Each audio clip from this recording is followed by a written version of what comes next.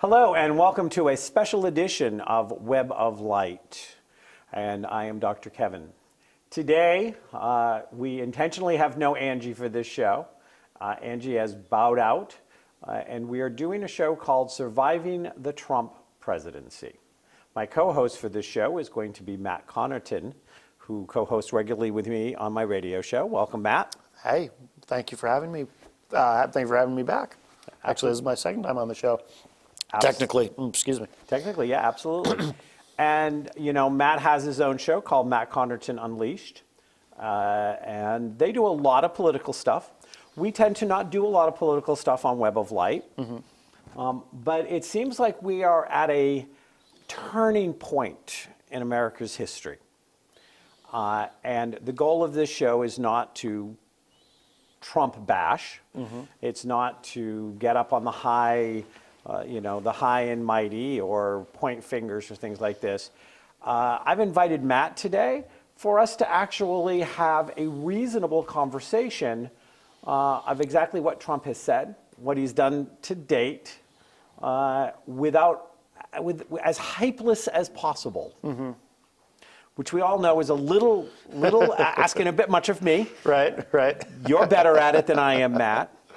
So you have permission on this show to wheel me in. Okay, all right. Yeah, okay, Dr. Kevin, off the soapbox. Arr. All right, I'll do my best. Yeah, I don't know. I think you might be unrealable. We'll see. We'll see.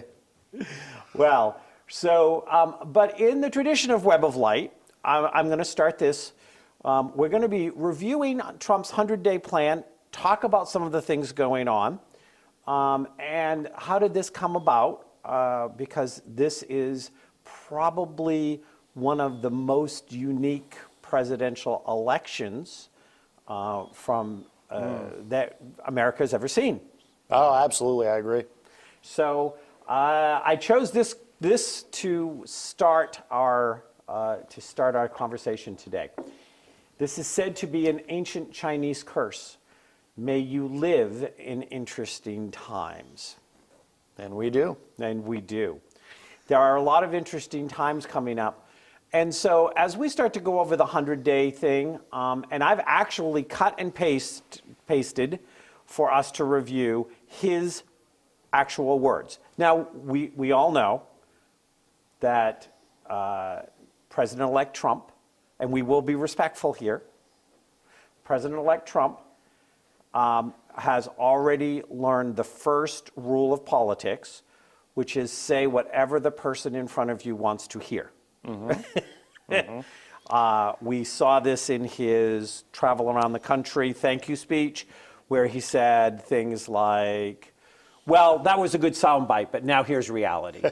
Yeah. You know, that's what you wanted to hear, but now this is what's going to happen. Right. Is he in some ways the most honest politician we've ever seen? He admits to his lies. He doesn't apologize for them. He doesn't apologize for much of anything. No. Yeah. What do you think? Is he the most honest? Is he the most honest liar we have as a politician? Well, you know, people who have followed Trump and followed his business career and his career as a, he's our first mainstream celebrity that we've elected to the presidency. A lot of people say that it's nothing new for him to say whatever he has to say to whomever in any given situation to get what he wants in that moment, and that he's not particularly a long-term planner, but he just. And this is why some people, think he's his detractors, think that he's a con man or whatever. And I'm not saying that, but because he's a people pleaser, and he says whatever he needs to say to get what he wants. And pro-Trump people will argue that that's a good thing, that has served him very well in business and whatnot, and has contributed to his success. But from my perspective, it's hard to know, and this is part of why, even though I wasn't a Trump supporter, I'm trying to be optimistic and open-minded about a Trump presidency, because I don't know what to think, because I don't know what to make of anything he's ever said. I don't know. Some say take him literally but not seriously. Some say take him seriously but not literally.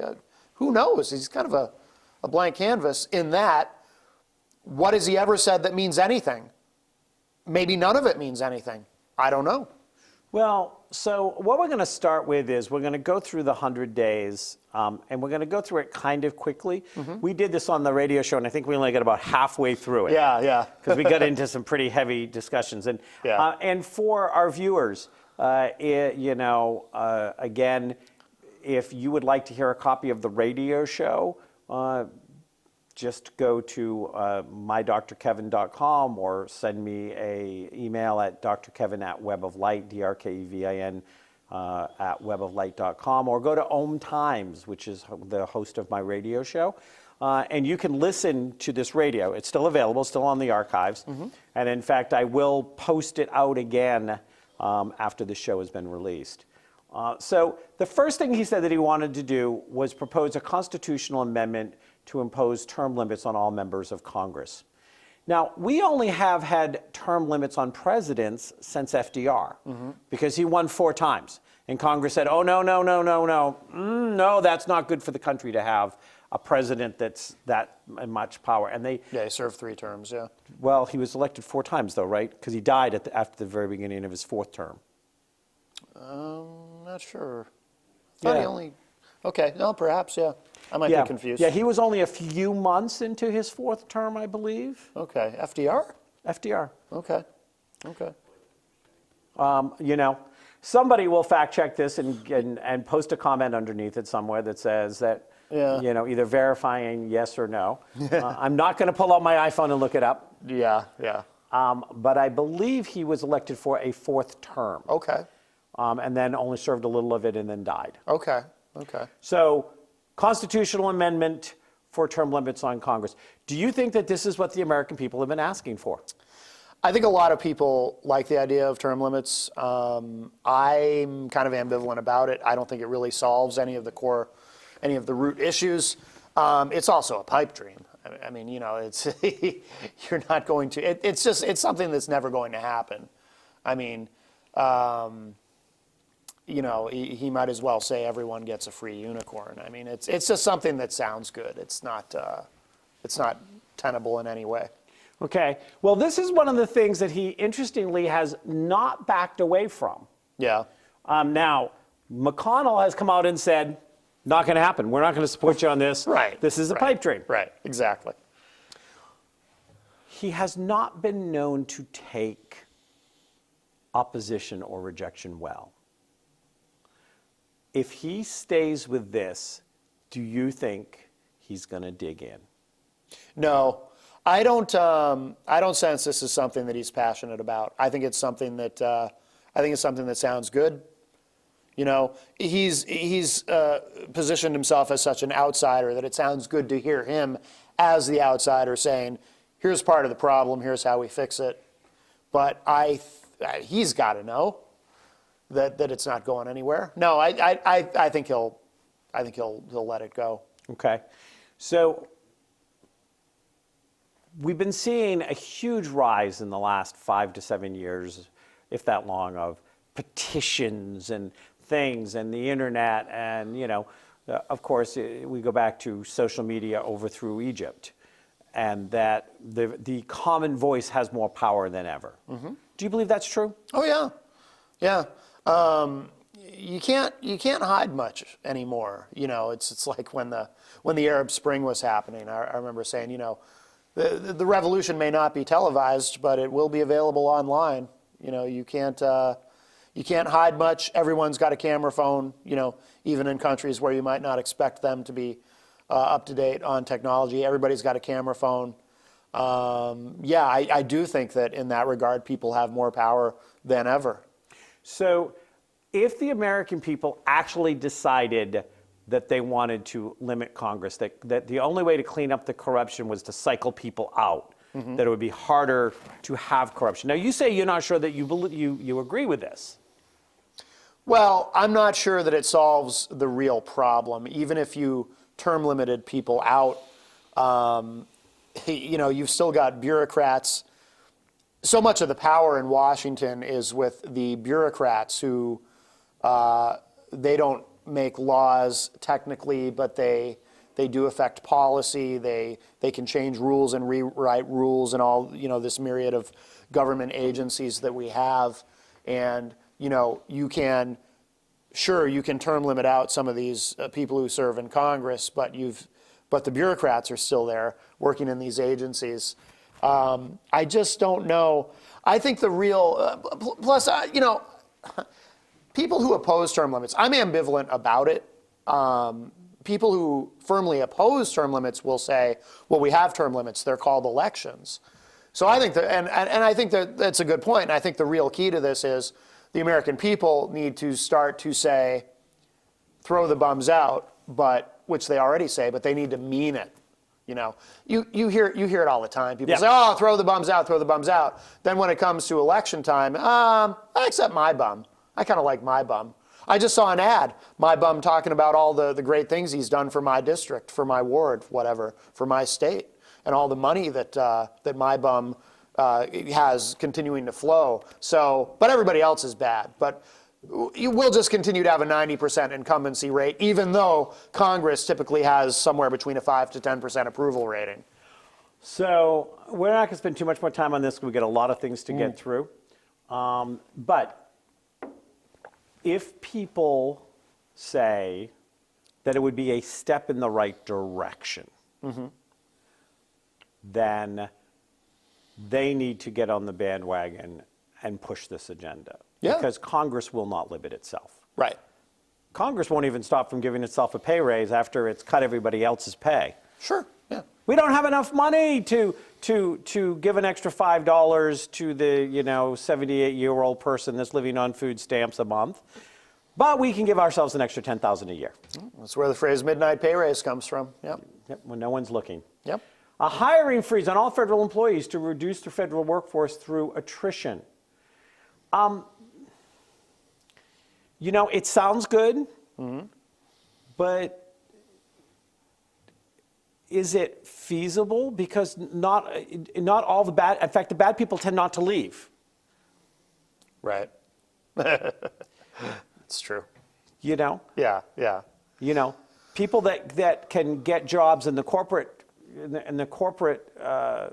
marketplace, making 2 or 3 times more, if they could get the jobs, would probably take them. Yeah. Yeah, this sounds like another feel-good thing that he's probably not going to stick to.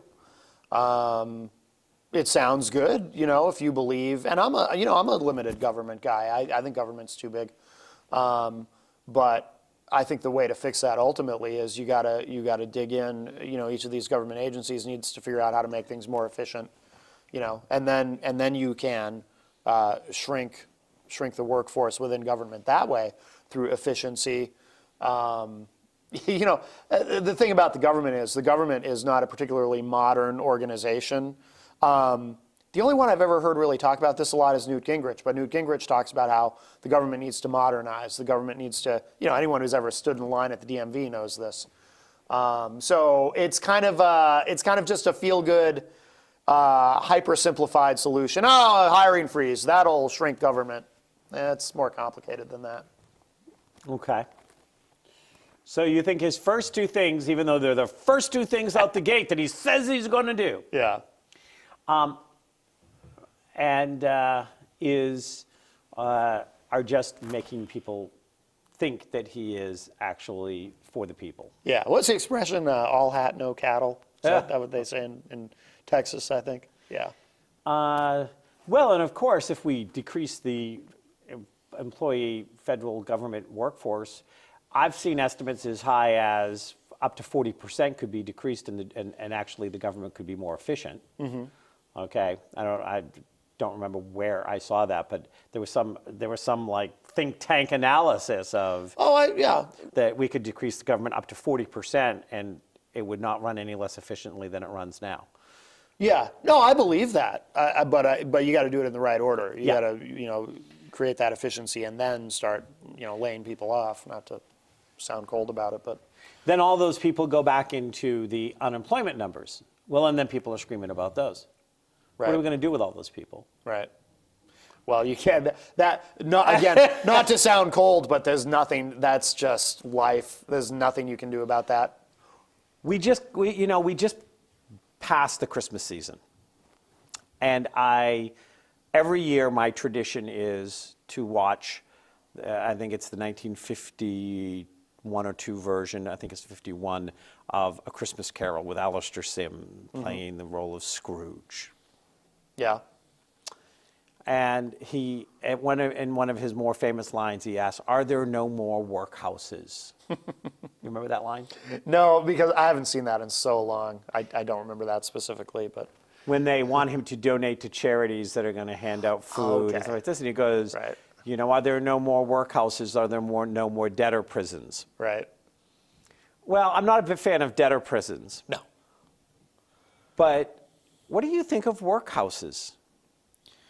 If we created you have to work to get social service when you are on unemployment. I mean, we have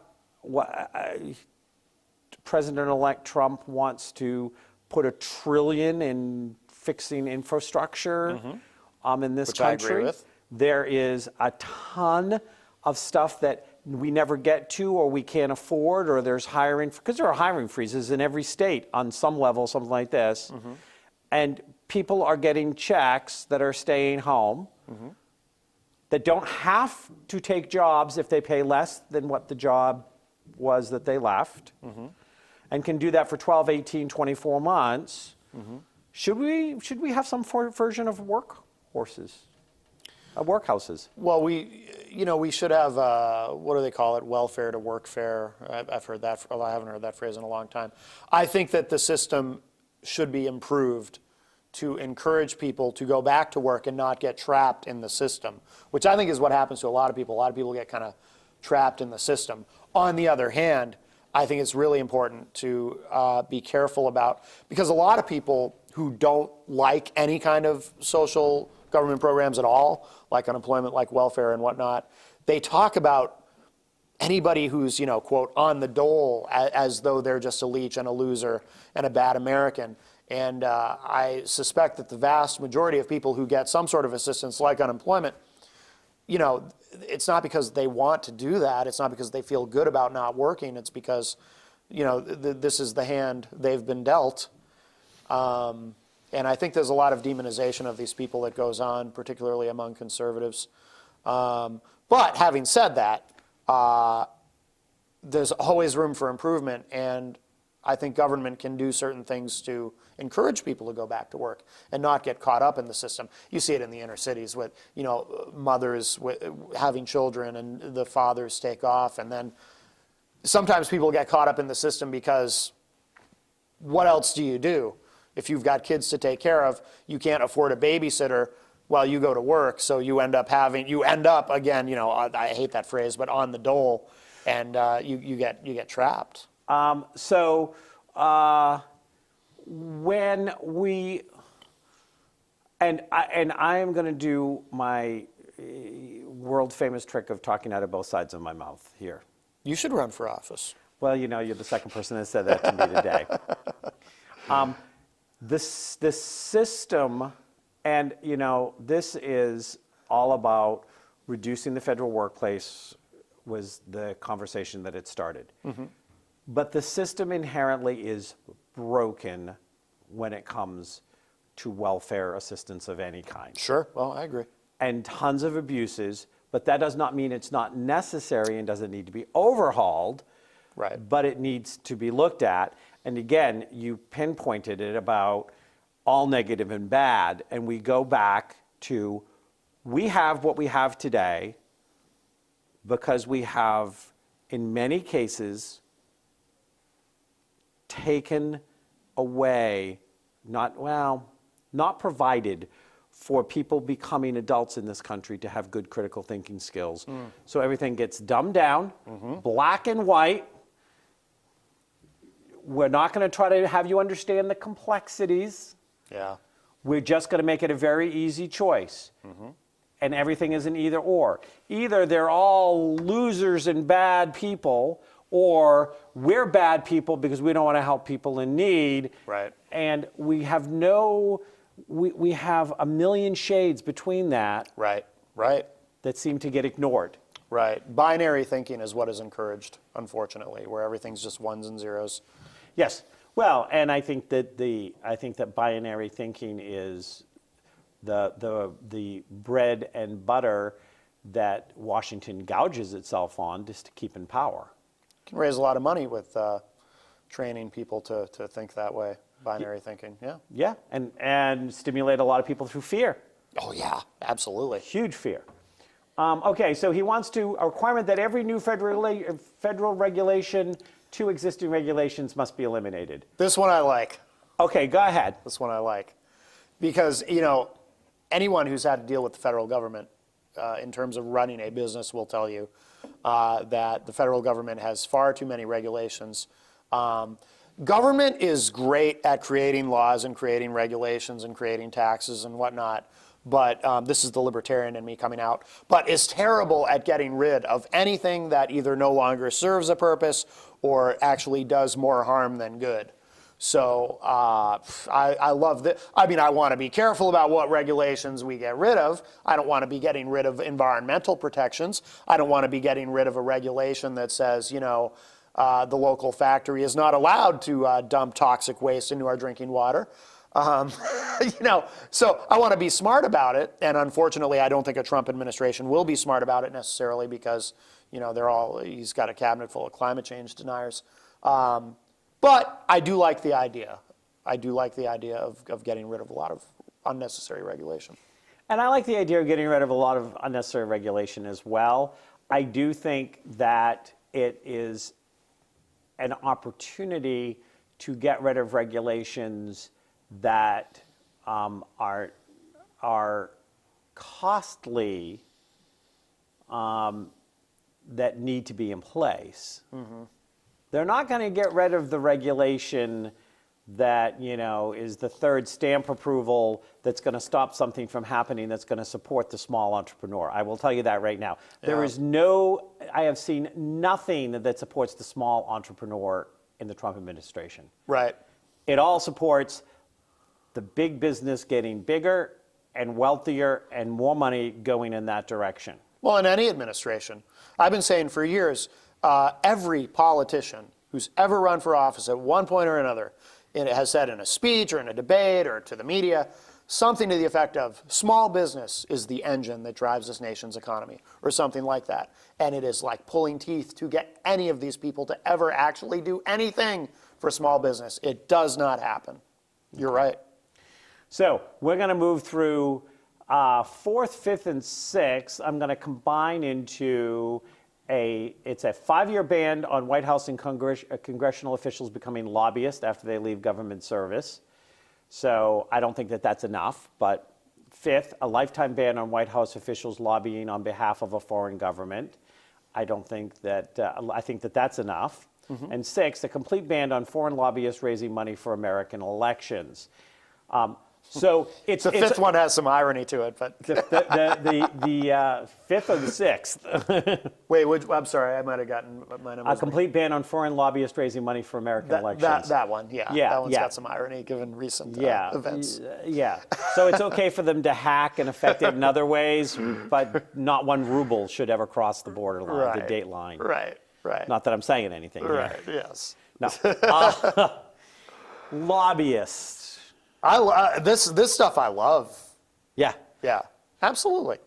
Now I'm going to throw out as the counterpoint here that there's been something like, the last figure I saw was $12 million that Trump paid his own businesses for his election, his bid for president. Mm-hmm. So he took the money out of the pockets of his supporters and put it into his own pocket to get elected. Ethical or not?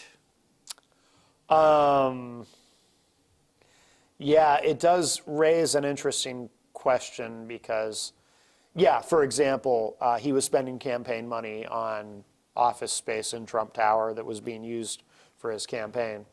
So he's profiting from his own, from the contributions being made. I don't know. I mean, on the one hand, that doesn't feel right. On the other hand, should he then go somewhere more expensive just to eliminate the appearance of impropriety? Probably. But from a business standpoint, that's not necessarily a good idea. So I don't know, that stuff gets a little murky. Okay, so the only thing I have to take exception with that you just said, Matt, was should he have to go to someplace more expensive? Do you think he cut himself a deal when it was somebody else writing the check to himself? Or do you think that he charged himself top dollar for his rental space? Actually, it's funny you mentioned that, because when I was reading about that particular example, apparently he raised the rent on himself. Okay, So I rest my case. Yeah. Okay, Yeah. so it wasn't a business, from a business decision, he could have paid less rent Right. and had the space that he needed. Yeah. It was a very self-serving. Yeah. Now, if he self-served the interest of the American people as well as president, he could be a great president. Yeah. The question is, if he's willing to screw over his supporters, okay, who are giving money to get him there by raising his own rent so he can pocket a few extra, rubles. Yeah. Okay? Yeah. How trustworthy is he? Although, right.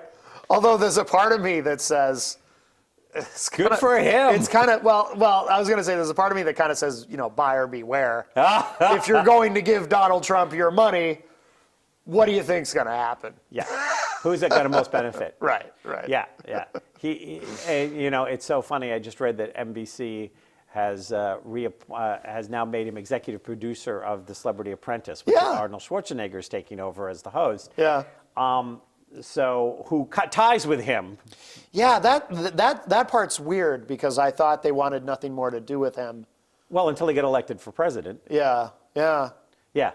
So anyways, so we're going to keep moving. Quote, as we move into the next section, one of the key problems today is that politics is such a disgrace. Good people don't go into government. Donald Trump said that. Yeah. So was this a self-fulfilling prophecy quote? I think good people do go into government, but then I think the system is so corrupt. I think most people who run for office probably do it for the right reasons initially. Okay. But then they're swimming around in that Washington cesspool.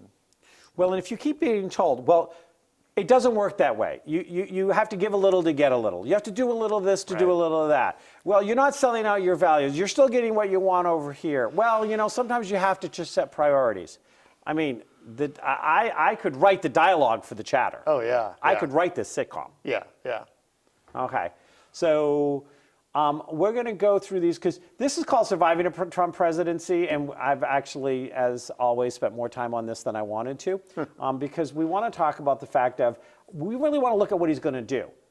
And so I'm going to go through these, and I'm going to just read these through. Okay. And I want you to tell me which ones you think are worth talking about, and then we're going to fast forward. Okay.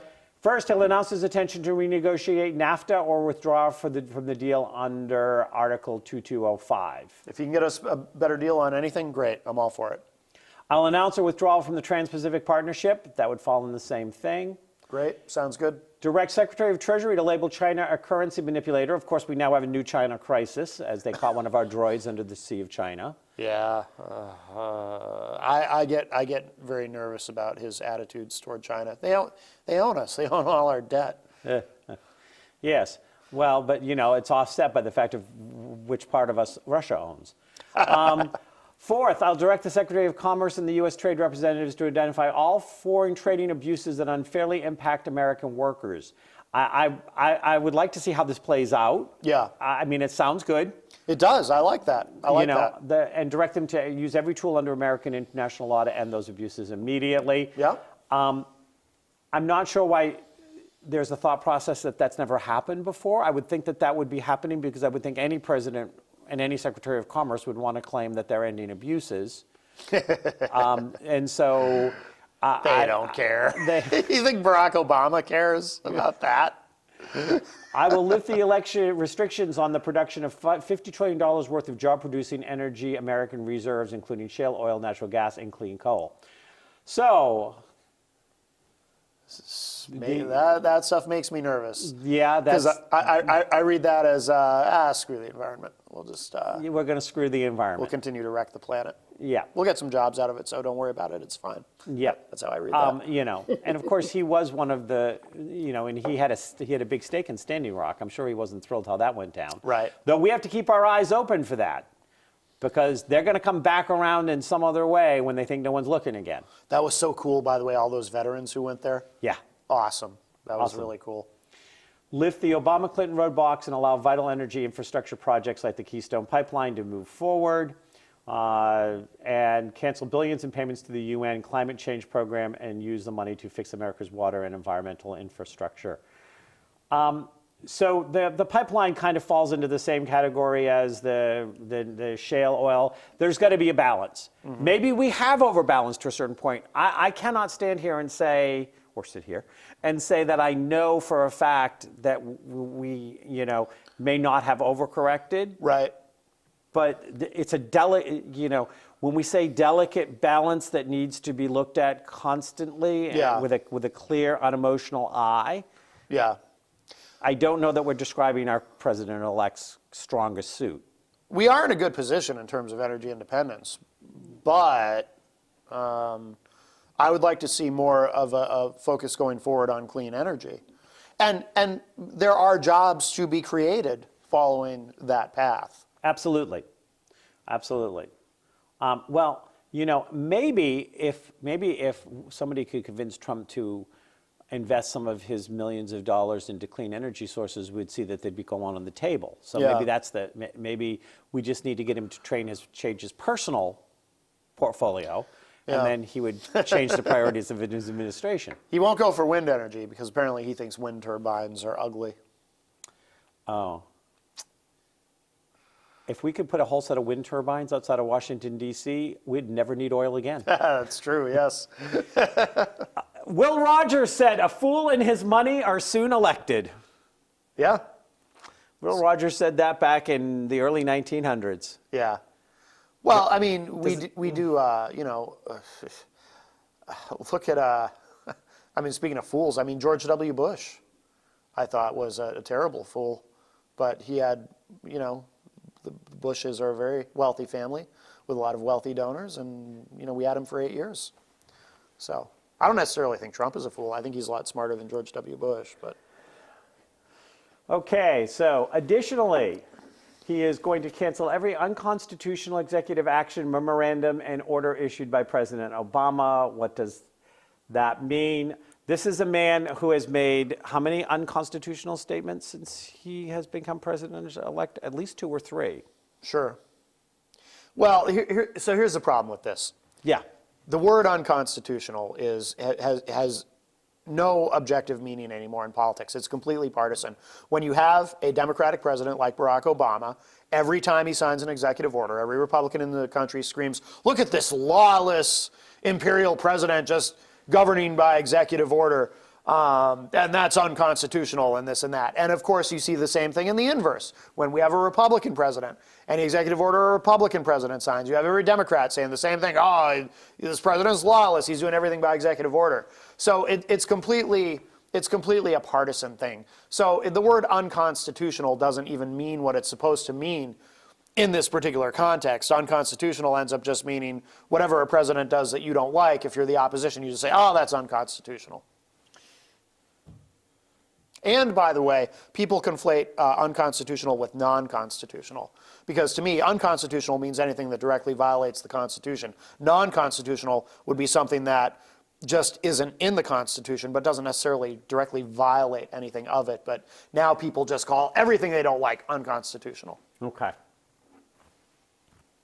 But my statement stands.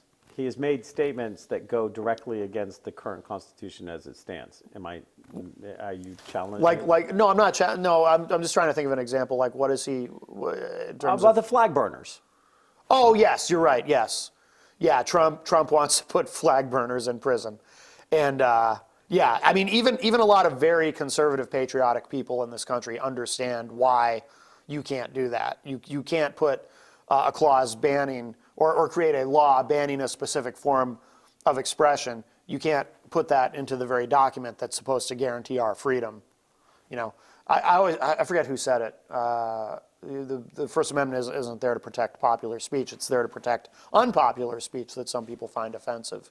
So it's a little scary that Trump doesn't seem to get that. Maybe he should read the Constitution before he is sworn in.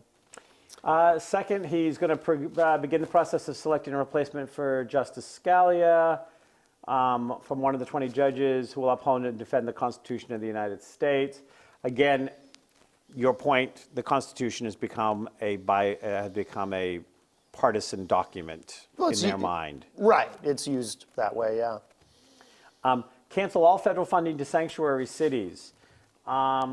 You know, sanctuary cities are cities that are saying we're not. You know what a sanctuary city is, right? Yeah, where they've decided that the local police are not going to inquire about one's immigration status, which I think is fine. Yeah. And the majority of sanctuary cities, the largest sanctuary cities, of course, all did not vote for Trump. Right.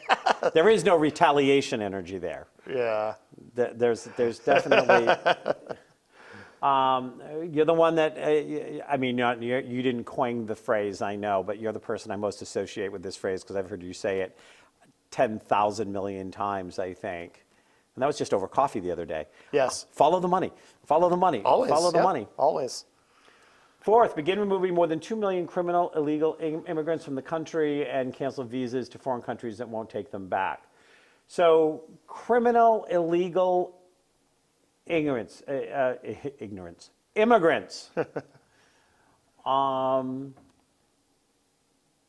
if they're criminals and we're paying for them to be in our prisons and we're paying to feed them and we're paying to house them, I don't know why we would not send them back.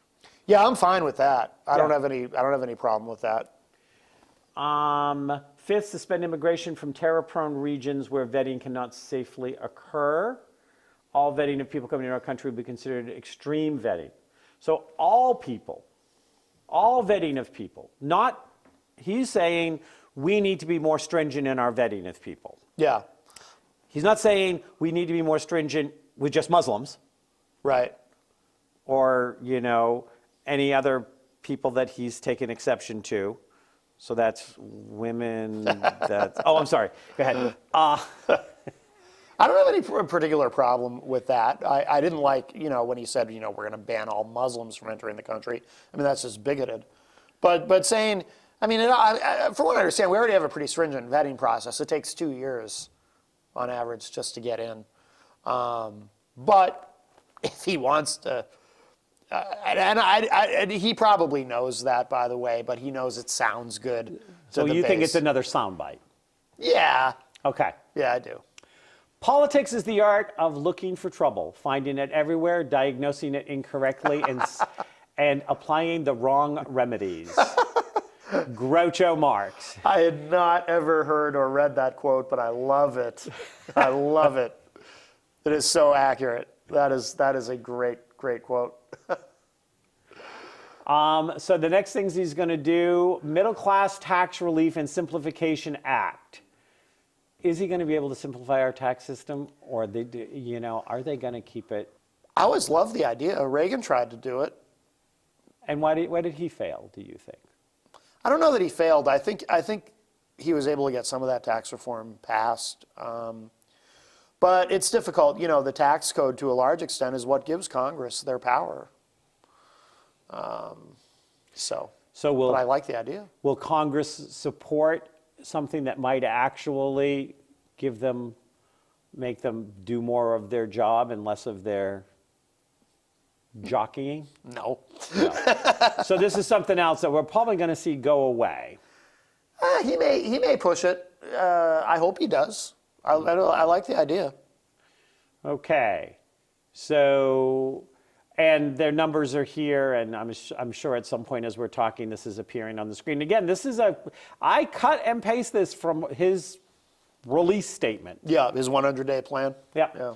And the Offshoring Act established tariffs to discourage companies from laying off their workers in order to relocate in other countries and ship their products back to the U.S. tax-free. No, anything that encourages trade in a positive direction for us, I think is good. I don't feel like I know enough about it to really I don't have a particularly informed opinion about all of that because I don't feel like I know enough about it, but it sounds good. Well, I do think that if you're going to be an American company that creates a shell company off seas so that you can pay bigger bonuses to your CEO and make your shareholders, more profitable and lose jobs and tax and Right. I think that we do have to stamp down on that.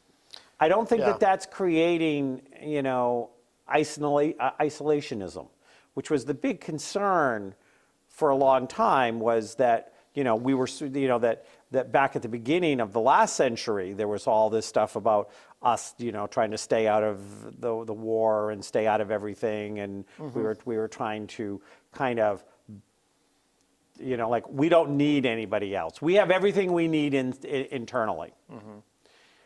If something happened and we were cut off from the rest of the world and we had to basically survive on what we had access to with our own resources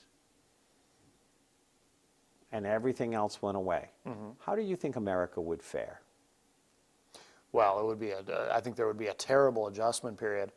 But I actually think in terms of, again, and I'm no expert in this area, but I think in terms of where we are as far as energy independence, I actually think we'd be okay.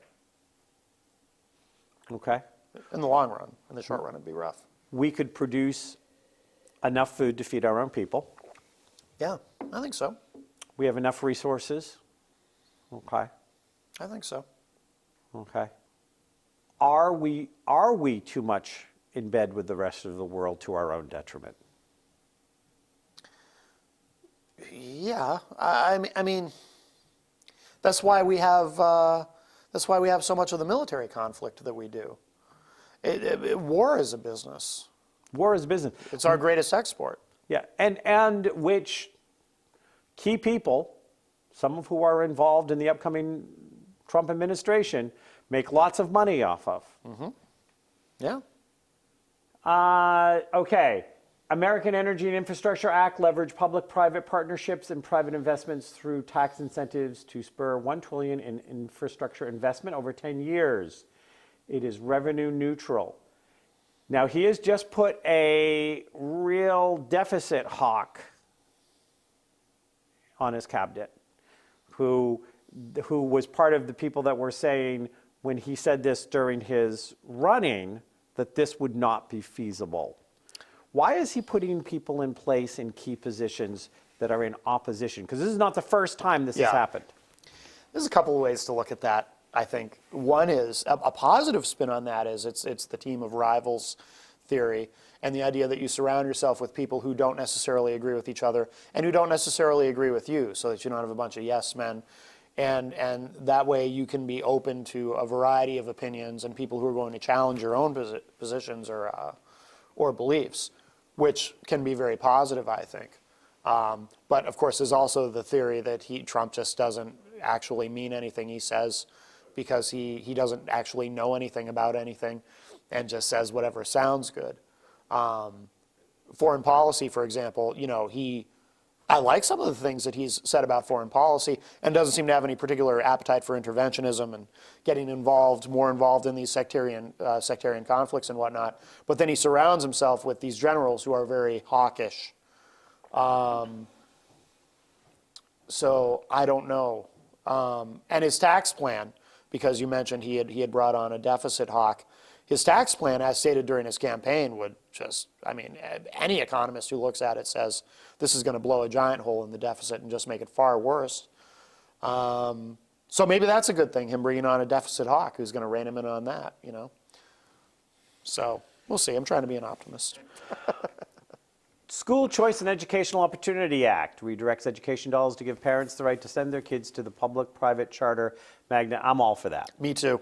Absolutely. Repeal and replace Obamacare Act. Now, he has said that he will not make it go away on a day and suddenly nobody has coverage, that it's going to be a very harmonious. How much of this is just wanting to get the name Obama off of it? I think what it really is, since the Affordable Care Act passed, we've heard repeal and replace has been a mantra of the Republican Party. So much so that they've kind of put themselves into a corner with it. I remember Mitt Romney during the 2012 campaign. I would laugh out loud at this. He'd stand at a podium and say, on day one, I will repeal and replace Obamacare. It's like, really? Well, first of all, how are you going to do that on day one? You're just going to do that by executive order? And replace it with what? Republicans have no credibility on that part. They have nothing to replace it with. They never have. I mean, I think we all know that when they say repeal and replace, they really just mean repeal. So I think that now they do have an opportunity to do that. But here's my prediction. The ACA does not get repealed, but they are able to make some drastic changes to it, which I would agree with, by the way. I think it does need drastic change. I would have preferred something much more free market. This actually could work out really well. And by the way, it would be smarter because to reform it would be much easier, let me put it that way, than to repeal it and replace it, especially if you just do a straight repeal and you don't have a replacement ready, or even if you do have a replacement ready, millions of people are going to lose insurance. And that's going to cost Trump and whomever else millions of votes. And Trump said in his 60 Minutes interview, oh no, we're going to do both simultaneously and it'll be seamless. Nothing like this ever goes seamlessly.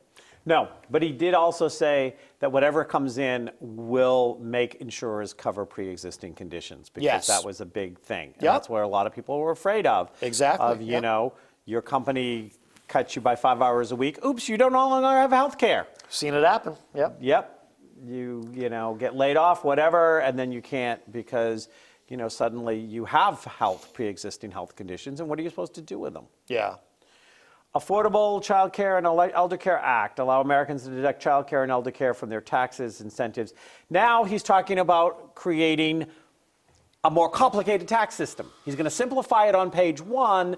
Now he wants to give you more deductions. Now, I'm not questioning the right of those deductions, but if you're going to do a simple tax thing, do a simple tax thing. Don't say, I'm going to simplify it, I'm going to get rid of all of this, but now over here we're going to add some other stuff in. Thoughts? Well, I think that's a false choice, though, because you can create one new deduction but get rid of 10 others. I mean. Yeah. Well, I just think it's interesting that he's going, and I'm not necessarily disagreeing with it. Yeah. And Illegal Immigration Act fully funds the Constitution on the wall, construction Constitution. The wall, yeah. I haven't even heard him mention the wall lately. The wall. And he's warming up his relationships with Mexico. I guess he's decided he likes tacos again. Yeah. Restoring Community Safety Act reduces surging crime, drug violence by creating a task force on violent crimes, issuing funds for programs that train and assist local police. Well, maybe if we hadn't given local police military-sized weapons that were over their pay grade because we got too many produced, because we were keeping somebody that was paying for our congressional or presidential election happy, we wouldn't be having these issues. When they say training police in what? Yeah, I haven't heard any specifics on this, and I don't know. This makes me nervous. Yeah. I mean, hey, if the idea is train police not to overreact in certain situations and shoot unarmed people, great. You can raise my taxes for that kind of training. That's a good thing. Restore National Security Act. Rebuild our military by eliminating defense sequester and expanding military investment, provides veterans the ability to receive public VA treatment. I think that the best way that we should take is, I think if we took everybody who'd ever been in Congress and in the White House, all of our elected officials, if we put them on whatever health care act we're putting our elders on, if we took the pay difference and we distributed it through the Veteran Administration so that all vets that served for us had lifetime good quality care, I bet we would still have excess money left over. What do you think of that idea? Yeah. I also think, I think we should allow veterans to go wherever they want to for health care. Clean Up Corruption in Washington Act. Well, his cabinet's not showing that, is it? Enact a new ethics reform to drain the swamp and reduce the corrupting influence of special interest on our politics. So I'm going to do my last quote, and we have a little less than 5 minutes to wrap this up with. Yeah. The whole aim of practical politics is to keep the populace alarmed and hence clamorous to be led to safety by menacing it with an endless series of hobgoblins, all of them imaginary. H.L. Mencken. That's another great quote that you chose. Yeah. Okay, so Matt, Yes. surviving a Trump presidency. I'm going to ask you in a minute to come up with a couple of points to say to our viewers. One of the things is that I want people to be clear. Whether we like it or not, Trump is president. Will he make it through all 4 years? We don't know. Do we want to spend another 2 years to 4 years with nothing happening but gridlock in Washington? I don't think that serves anybody. We asked for a change. Everybody in America asked for a change, and we got it. Right. Some people think they like it. Some people already don't like it as much as they thought they would. Right. Some people who were scared like it better because they realize that they're not going to lose all of their entitlements. Right. But to survive a Trump presidency, we have to step away from the hype. We have to stay away from the manipulation of the media and the hype and the groups that are going to demonize or make fabulous everything that the man does. Oh, look, he ate a taco. We're okay with Mexico now. Right. Okay? Oh my God, he ate a taco. Boy, does he stink. You know. And he does like fast food. And we are going to go there. Yeah. Where do people go for credible news sources? Where do people find out the truth? Because you don't get it on any of the major public medias anymore. Where do you find the truth these days? What I think you have to do, honestly, is go to as many different places as possible and expose people. I wish people would expose themselves to as many different news sources as possible. And here's why. Again, it's that binary thinking and confirmation bias. People who are, I call them pigs, which is my acronym for partisan ideological group thinkers. They tend to only gravitate toward news sources that reinforce their own biases. You know, I know conservatives who get all their news from Breitbart and Drudge. I know liberals who get all their news from MSNBC and Huffington Post. I try to expose myself to as many different news sources as possible, get different opinions, and I'm always kind of calibrating and recalibrating my own personal BS meter and try to filter through and try to figure out what sounds credible to me. And there isn't enough of that. PolitiFact. What do you think of them? PolitiFact? Yeah. Oh, I love that website. PolitiFact and factcheck.org. Okay. Both great sites. Okay. We'll get those at the bottom of the screen.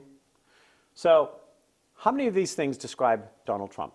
Having an exaggerated sense of self-importance. Yes, no. Yeah, of course. Expecting to be recognized as superior even without achievements that warrant it. Sure. Exaggerating your achievements and talents. Yeah. Oh, yeah. He does Being that. preoccupied with fantasies about success, power, brilliance, beauty, or the perfect mate. Of course. I've long suspected he suffers from a narcissistic personality disorder, which I'm not qualified to diagnose. It's just a theory. Okay. What I have read is from the diagnostic manual, word for word, what you look for, the definition of a narcissist. Yeah. Oh. This country has most likely elected a narcissist, which is a reflection of where the country is right now. It's not interested in truth. It's not interested in the facts. It's interested in the fantasies. It's interested in being right. It's interested in a binary thought system in which no critical thinking skills are required. To survive the Trump presidency, you're going to need to know the facts. You're going to have to decide what are the 3 or 4 things that are most important and dog your Congress people, sign the petitions, speak out, do the things. Only choose 3 or 4. You can't do more than 5 and do them well. But if you want to survive, if you're afraid of a Trump presidency, then to survive that Trump presidency, find out the facts, see what's really being done. Don't lose energy in the hype. Don't sign everything that goes by. Pick and choose. Engage critical thinking skills. You have them. They may be dormant. Wake them up. They're there. You were born with them. Matt, Well said. in 100 days, are you going to come back and review how we did? I would love to. Absolutely. And that's a special edition of Web of Light. Namaste.